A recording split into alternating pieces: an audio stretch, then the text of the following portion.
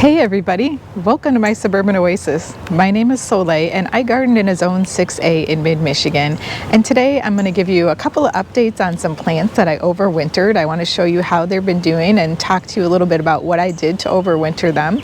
And then we are also going to go out into the front garden. We are going to do a little bit of pruning on the weeping cherry tree because I need to kind of clean it up. There was a hornet's nest there last year. I actually got stung, but then we had somebody come through and take the hornet's nest out, but now the branches are a little bit dead, so we need to clean up that dead wood. And then we're also going to plant one of my favorite flowers, which is Dianthus. And Dianthus is great because it is something that blooms for a very long time. It's sold as an annual, and I can't wait to show you it because it actually can be a perennial in your garden, and it's really great and a wonderful performer. So, all right, let's get started. So here we are up on the deck, and just a quick update on these planters that we did earlier. These spring planters have done really well, and they've really filled out and looked lovely. I did get a little bit of dieback on this boxwood over here because I planted it out and then it got really cold, so we'll have to do a little trimming on that. But otherwise, I think they are just hanging in there well. We'll probably get, at least a few more weeks of wonderful blooms from those. Now over here we have some geraniums that I overwintered. I actually brought them in these pots, and I put them under some grow lights in my basement, and they did really well. They actually bloomed quite a bit. Now I cut them back after I brought them out here, and I should have hardened them off a little bit more. So what I wanted to show you is what happens if you don't harden off your plant. And you can get this thing called sun scald. So you see these white spots as well as the damage to this leaf right here. And what hardening off is when you actually take your plants out for a little bit in kind of maybe a gray day, well, sort of like today when the sun's not out too much and it's a little bit cool, so they can start to adjust to the brighter light. Because when you have grow lights, even though they seem really bright indoors, they're much darker than it actually is outdoors. So they've done really well. These are the Maverick violet geraniums, and then I have the Maverick pink geraniums over here, and only just a couple of these. And the Maverick pinks are the ones that got really hit quite badly.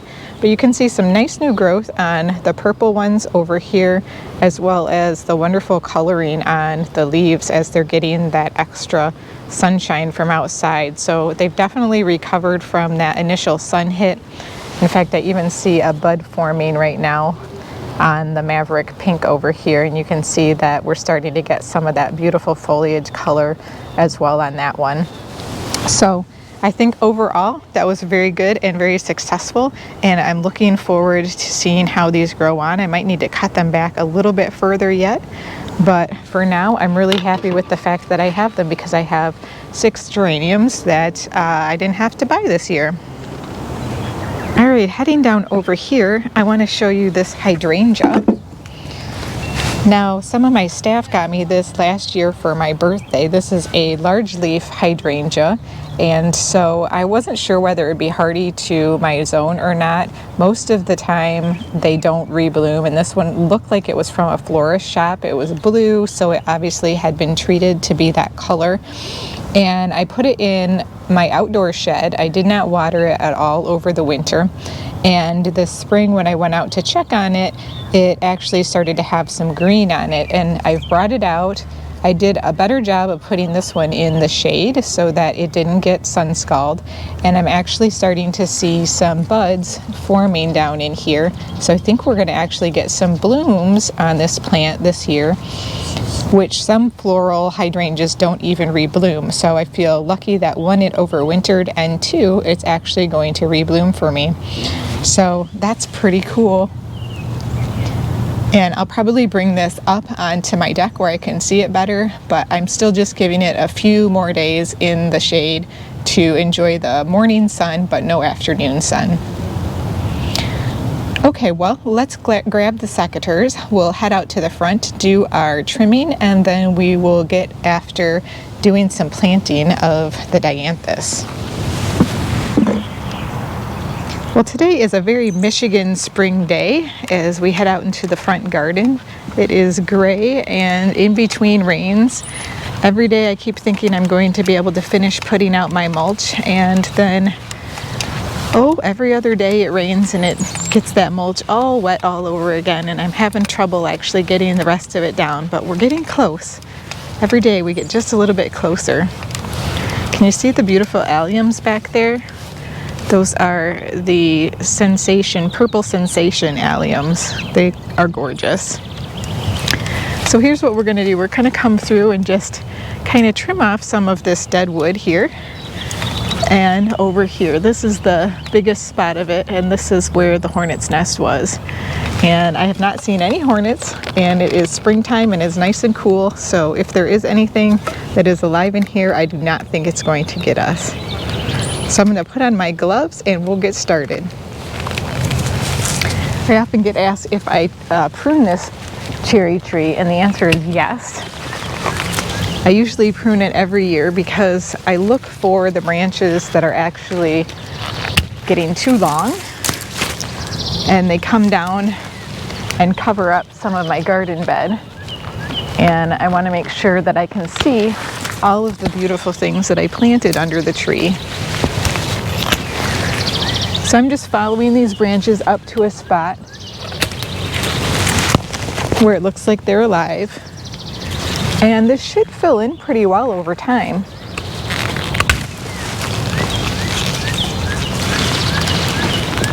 Maybe not completely this year, but it is possible because we do have, like I said, a lot of rain.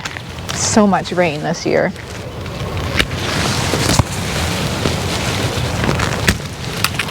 And it was important that I finish the bloom on this before I come through and cut off branches, because I don't want to cut off any of the gorgeous blooms. The pollinators absolutely adore this tree.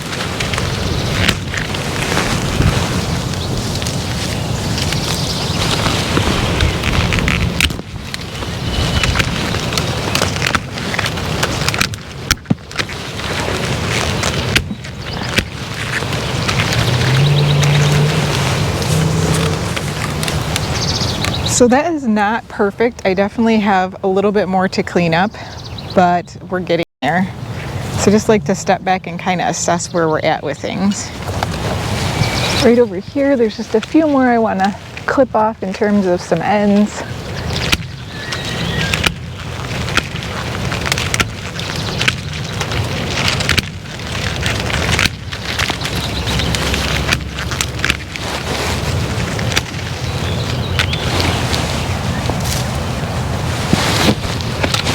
And a couple way back in here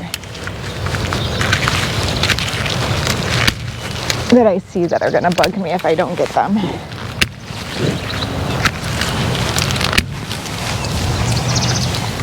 Okay, that is a whole lot better. And now I'm just going to let it fill out. I'm going to wait and see what it does. So that's pretty much what we took off today. Not too much, but enough to be able to tell that the tree has been trimmed. I actually like the unevenness of it. When I do come through and I trim from the bottom, I try to make sure that I don't make it look like it's had a bowl cut. I like to make sure it looks nice and natural. All right, well, let's go get our Dianthus and do some planting.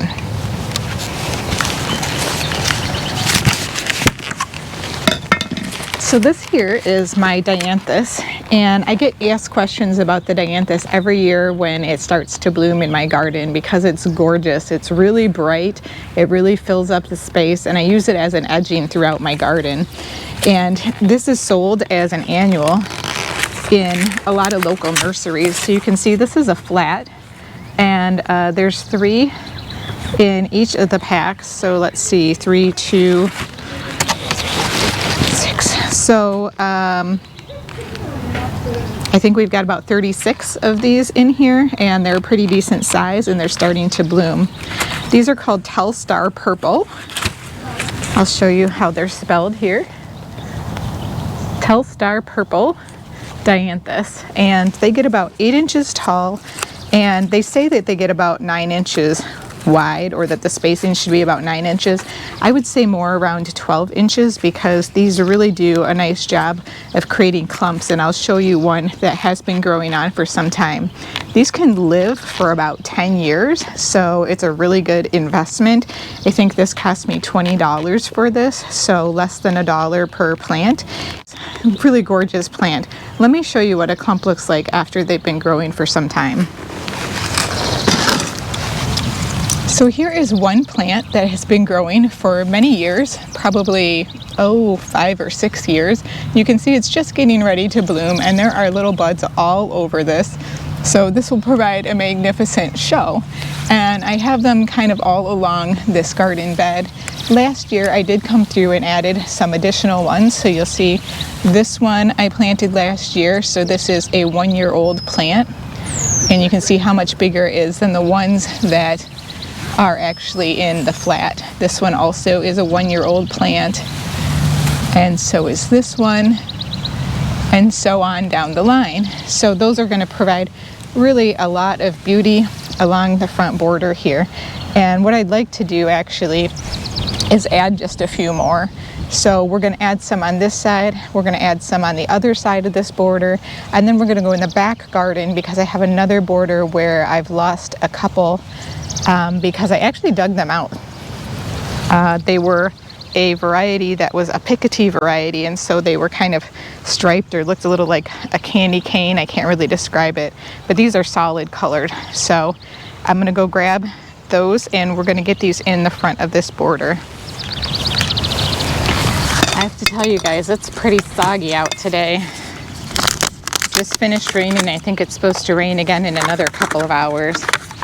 It seems like every year whenever I'm out here planting these Dianthus that the soil is really soggy, and I have clay soil, so it's kind of like digging in muck. But these are going to look great once they fill in.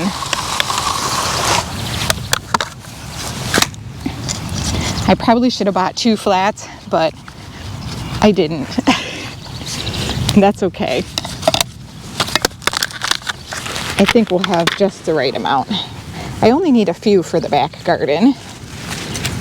And since I planted some in this border last year, we only need to tuck a few more in.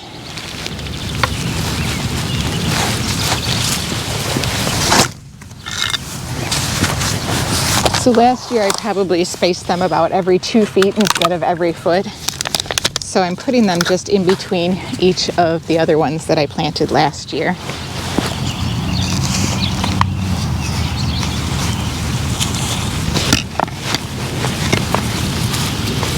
And next year, if I decide it's not enough, I can come through and plant some more.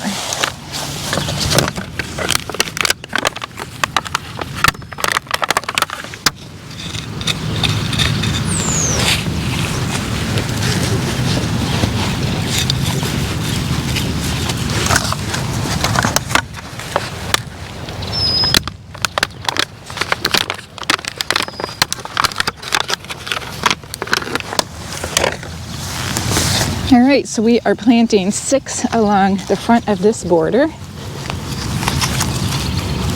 And let's go see what we do with the other border. It will be absolutely stunning when these pink flowers open up, and then we have this gorgeous backdrop of the purple sensation alliums. They're nice and dark today. And then we have the alliums along the path here. I just want to show them to you as we're here.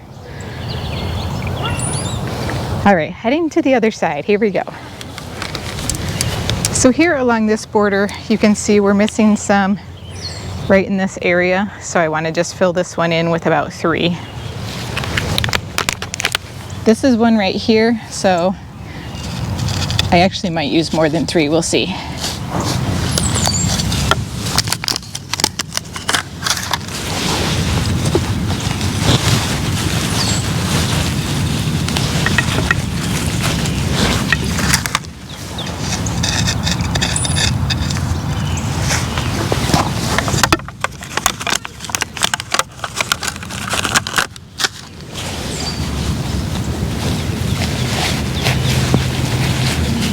It never fails. After I mulch, I start dividing and digging, and then I mess up my mulch. But eventually the plants just cover it all up anyways, so it's not that big of a deal.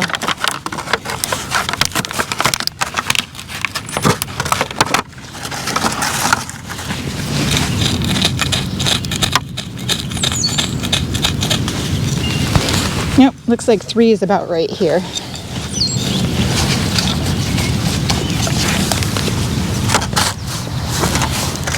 Now again, if I feel like I need to come through and add more later, I absolutely can. All right, let's head to the back garden. Everything's looking so lush and green.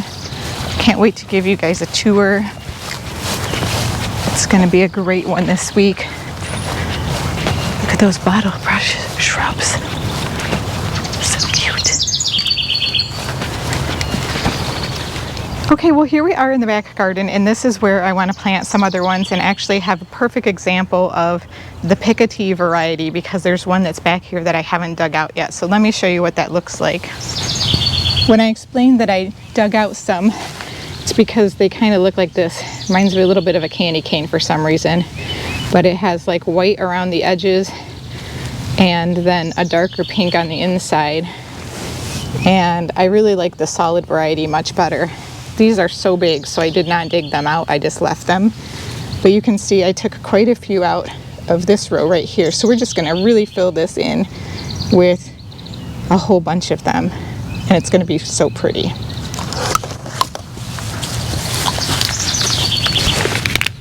These say on them also that they bloom in early spring, they bloom in summer, they bloom in late summer, and they bloom right up until the first frost, which I found to be true. And they also are semi-evergreen, and so that's a really nice thing also. Anything that I can find that is herbaceous that has some evergreen quality to it is fantastic.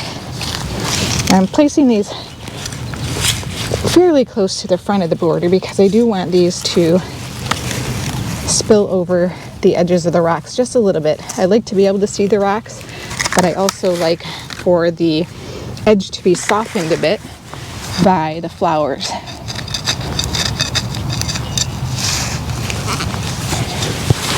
And yes, I know these are going to look a little bit like soldiers when they first start, but eventually it'll be just a beautiful party.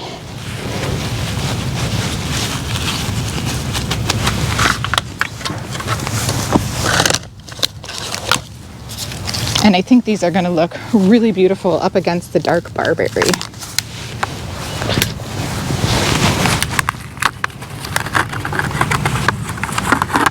I tell you what, the birds are singing, and the state bird, the mosquito, is starting to hatch, you guys. All of this rain brings out the mosquito everywhere. It's the one thing I don't look forward to with the warmer weather.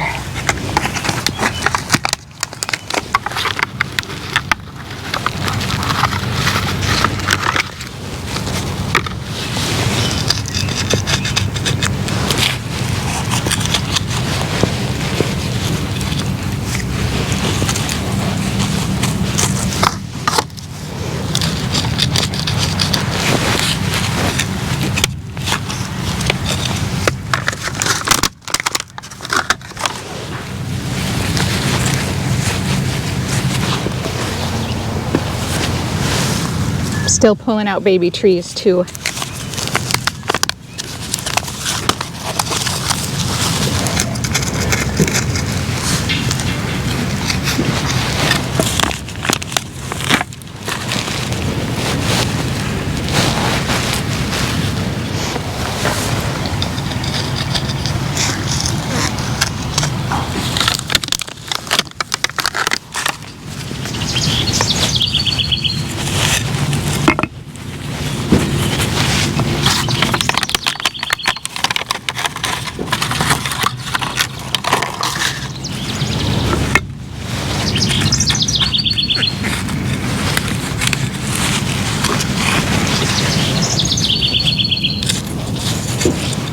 Well, at least today is the perfect day for planting because it's overcast, We've already got some rain, so the ground is moist, and we're going to get some more rain, so it'll help these plants to settle in really well. Thanks for joining me today. I hope you enjoyed seeing some of the flowers that I overwintered, as well as learning more about this Dianthus flower that I adore so much. Take care, and we'll see you next time.